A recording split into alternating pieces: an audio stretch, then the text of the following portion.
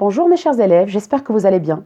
Aujourd'hui, nous allons avoir ensemble une nouvelle leçon de conjugaison.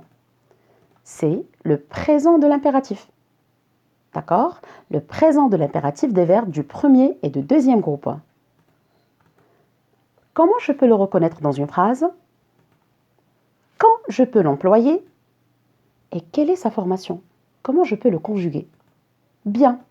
Donc comme d'habitude, nous avons des phrases. Je vous invite tous à lire bien ces phrases. Tu fermes la porte. Ferme la porte. Nous encadrons le support. Encadrant le support. Vous arrêtez de fumer. Arrêtez de fumer. Tu finis ton travail. Finis ton travail. Bien. Quelle est la différence entre chaque deux phrases? On va relire. Tu fermes la porte. Ferme la porte. Nous encadrons le support. Encadrant le support. Vous arrêtez de fumer. Arrêtez de fumer. Tu finis ton travail. Finis ton travail. Donc je pense qu'il y a un mot qui manque dans les deuxièmes phrases. Justement, on remarque l'absence des pronoms personnels dans les deuxièmes phrases. Tu, nous et vous. Bien. Maintenant, regardez les deuxièmes phrases. Ferme la porte. Donc le verbe ici, c'est fermer. C'est un verbe du premier groupe. Là, je suis en train de m'adresser à une seule personne. Donc ce verbe, il est conjugué à la deuxième personne du singulier qui est tu. Mais comme nous l'avons déjà dit, le pronom personnel, il est absent dans la phrase. Encadrant le support.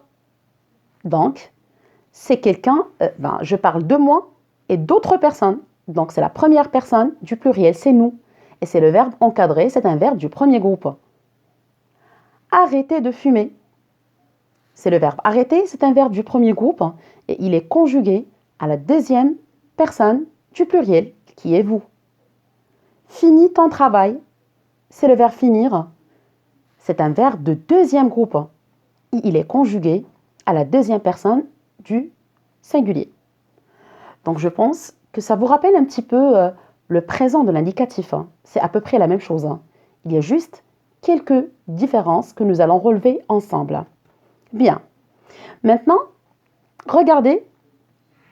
Passons à cette phrase. Ferme la porte. Encadrant le support. Arrêtez de fumer. Finis ton travail. Bien. Alors regardez. Ferme la porte. Tais-toi. Assis-toi. Qu'est-ce que je fais là? Qu'est-ce que je fais? Là, je suis en train de donner un ordre. D'accord? Encadrant le support. Où est-ce que je peux avoir ce genre de phrases? Où est-ce qu'on peut les trouver? Justement, dans les exercices. Encadrant le support. Soulignez cette phrase. Entourer le verbe. D'accord? Donc, c'est une consigne. Arrêtez de fumer, tu risques de mourir. Fais attention, en traversant la route. C'est un conseil. Finis ton travail, là aussi, c'est un ordre. Bien. Donc, ce que nous pouvons retenir, c'est que l'impératif présent, je l'utilise pour exprimer ou pour indiquer soit l'ordre, soit une consigne, soit un conseil, soit une interdiction. D'accord? Bien. Alors, maintenant pour conjuguer un verbe de premier ou de deuxième groupe à l'impératif, qu'est-ce que je dois faire? C'est très simple.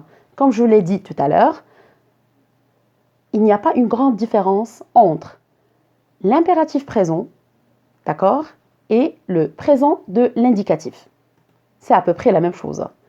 La différence, c'est que l'impératif se conjugue uniquement à trois personnes. La deuxième personne du singulier, la première personne du pluriel, la deuxième personne du pluriel. D'accord? Et encore une fois, je ne prononce jamais les pronoms personnels, sans écrire et sans lire les pronoms personnels. Donc pour les verbes du premier groupe, d'accord, je mets un E pour la deuxième personne du singulier. Pour la première personne du pluriel, je mets ONS. Et pour la deuxième personne du pluriel, EZ. Pour les verbes de deuxième groupe, c'est comme le présent. C'est IS, I2S, ONS, I2S, EZ. J'espère que c'est clair. On va faire un petit exemple ensemble là. Donc, je vous demande de conjuguer tous le verbe demander à l'impératif. C'est très très simple. Alors, un moment de réflexion, le verbe demander à l'impératif. Voilà. Demande avec E, demandant, ONS, demander, EZ. Bien. On passe à un autre verbe de deuxième groupe, le verbe obéir. La même chose. Obéit, obéissant, obéissez. J'espère que c'est clair. Bien. Attention aux verbes qui finissent par GER et CER. D'accord? Toujours ces verbes-là présentent un petit détail, surtout à la première personne du pluriel. Donc, faites attention s'il vous plaît pour les verbes qui finissent par GER. Je mets un E à la première personne du pluriel et pour les verbes qui finissent par CER, on met la cédille. Exemple, le verbe manger. À la première personne du pluriel, nous mangeons. Alors regardez, j'ai ajouté un E. D'accord? Si je n'ajoute pas le E, ça va se prononcer nous manguons et c'est faux. Le verbe tracer, la même chose.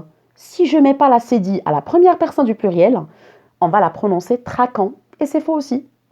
Et ben voilà, je vous remercie beaucoup et très bonne journée.